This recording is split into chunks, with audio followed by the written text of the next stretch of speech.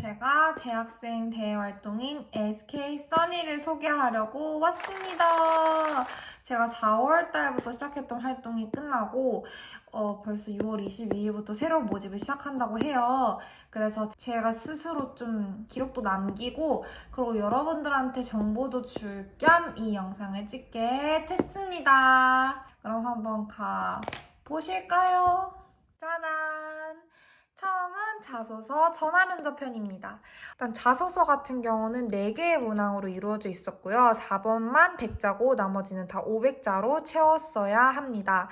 저 같은 경우는 우리들의 일그러진 사이버라고 해서 사이버 범죄 예방 교육을 다루는 프로그램이었어요. 그래서 1번 같은 경우는 지원 동기 플러스 가장 해결하고 싶은 사이버 범죄 사례랑 그 이유를 설명하는 거였습니다. 그래서 전 지원 동기로는 예방 교육 범위를 확장하고 싶다라고 해서 지금 현재 예방 교육이 금전 사기에 한정되어 있는 것 같아서 그런 부분에 한계를 느끼고 확장시키고 싶은 그런 욕구가 들었다. 특히 최근에 이제 N번방 같은 이슈가 있었는데 그런 점에서 사이버 성범죄를 좀 예방하는 교육에 참여하고 싶다고 생각을 했다라고 해서 이제 글을 이어갔습니다.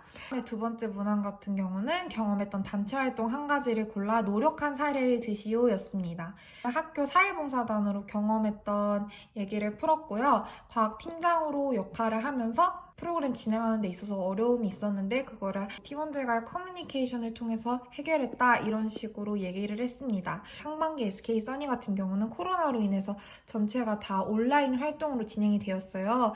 온라인으로 커뮤니케이션 하는 능력이 중요할 거라고 생각을 해서 그런 부분을 강조하게 되었습니다.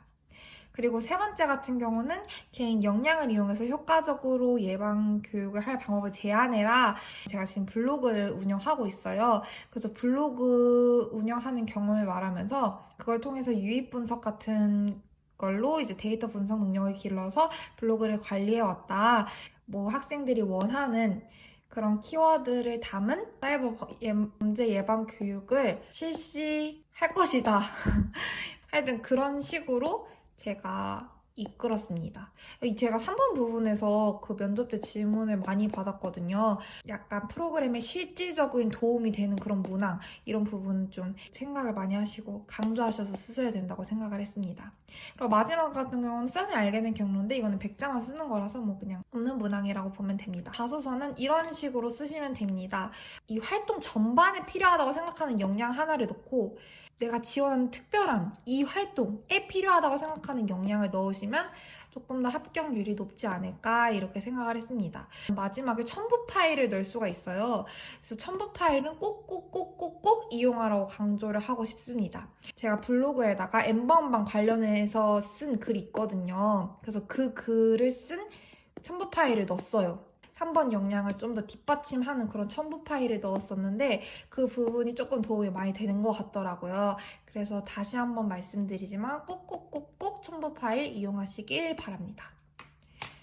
그럼 그 다음은 이제 전화 면접 편으로 이어가 볼게요. 첫 번째, 자소서 기반이니까 자소서를 꼭 숙지하자.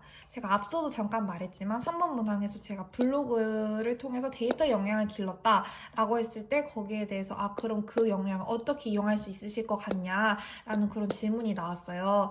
그래서 첨부 파일에 넣었다시피 블로그에 이미 N번방 관련 글을 쓴 적이 있는데 내가 할 수 있는 방법이라든지 그런 키워드로 유입이 많이 됐다. 그래서 학생들이 직접적으로 현재 바로 실행할 수 있는 그런 예방 방법들을 주로 해서 내용을 기획하겠다. 이런 식으로 얘기를 했었습니다. 두 번째는 프로그램 내용 숙지예요. 이거는 정말 어떤 후기를 보셔도 꼭 나올 것 같은데요. 이게 워크숍 날짜 꼭 아셔야 돼요. 면접 때 꼭 물어봅니다. 혹시 워크숍 날짜 아시냐? 둘 다 참석 가능하냐? 이런 질문 꼭 나오고요. 그 다음에 우리 프로그램 내용 뭔지 아냐? 이런 거 꼭 물어보고요. 프로그램 분류가 어디 들어가는지 아냐? 이런 것도 꼭 아셔야 되고 그리고 프로그램이 1주차부터 8주차까지 다 주차별로 계획이 나와 있어요. 그래서 그 계획 같은 거 좀 숙지하시고 그 계획에 연관된 질문들이 많이 나오거든요.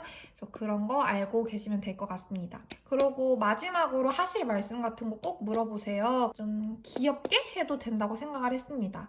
왜냐면 전화 면접이 리더 써니들이라고 해서 저희랑 또래인 리더 써니들이 보는 거기 때문에 조금 같은 대학생들끼리니까 좀 가볍게 귀엽게 해도 된다고 생각합니다.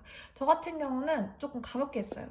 그래서 그렇게 하시면 여러분들 전화 면접 꼭 붙으실 거라고 생각을 합니다. 그럼 이렇게 자소서랑 전화 파트는 끝났고요. 제가 6월 28일에 종결 워크숍을 한 다음에 활동은 어떻게 진행됐는지, 특히 온라인 활동이었기 때문에 장점은 무엇이고 단점은 무엇이었는지 이런 걸 좀 세세하게 얘기해 드리도록 하겠습니다. 그럼 안녕!